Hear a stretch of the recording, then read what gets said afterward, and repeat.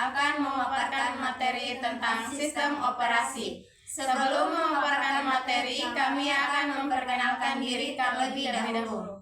Halo, nama saya Salsa dengan NIM 25650001. Saya di sini sebagai pemateri pertama.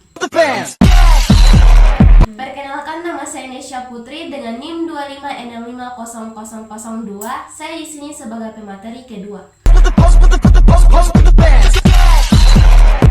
Nama saya Adel dengan NIM 25650003. Di sini saya sebagai pemateri ketiga. Saya Nurfadila dengan NIM 25650004. Saya sebagai pemateri keempat. Saya Asridayanti Darwin dengan NIM 25650005. Saya di sini sebagai pemateri kelima. Sekian perkenalan dari kelompok kami. Saya di sini sebagai pemateri pertama akan membahas tentang apa sih itu sistem operasi.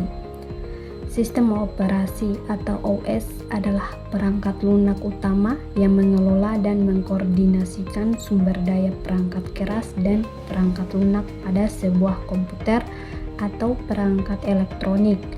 Ia bertindak sebagai perantara antara pengguna aplikasi dan komponen fisik seperti CPU, memori penyimpanan, dan perangkat input atau output.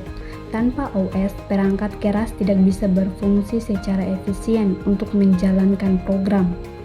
Materi selanjutnya yang akan saya bahas adalah tentang sejarah sistem operasi.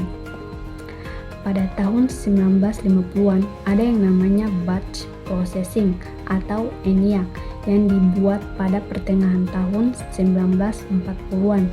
Beroperasi terutama melalui metode pemrosesan manual pra-batch, bukan sistem batch otomatis yang muncul pada tahun 1950-an.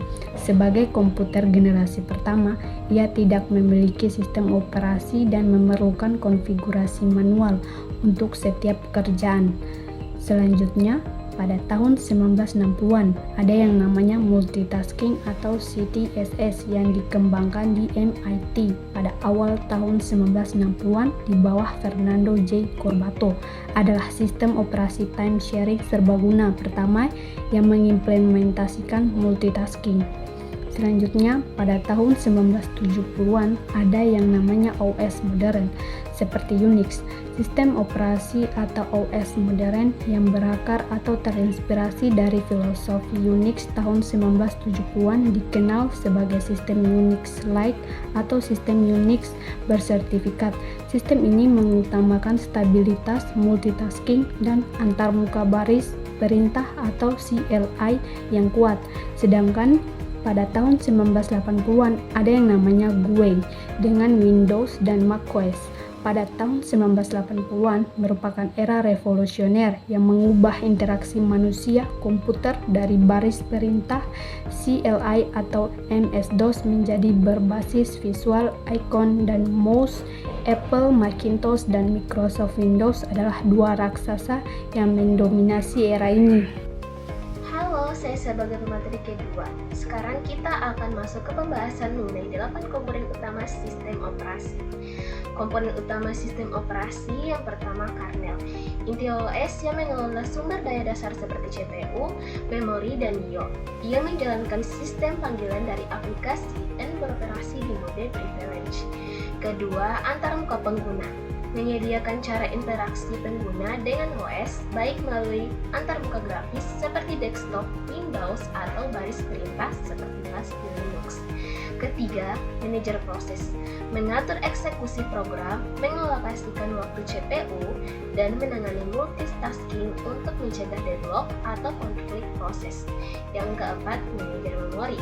Mengelola alokasi RAM, virtual memory, dan pegging untuk memastikan aplikasi berjalan efisien tanpa kebocoran memori. Kelima, sistem file. Mengorganisir penyimpanan data di disk termasuk directory, akses baca tulis, dan fitur keamanan seperti journaling. Keenam, driver perangkat.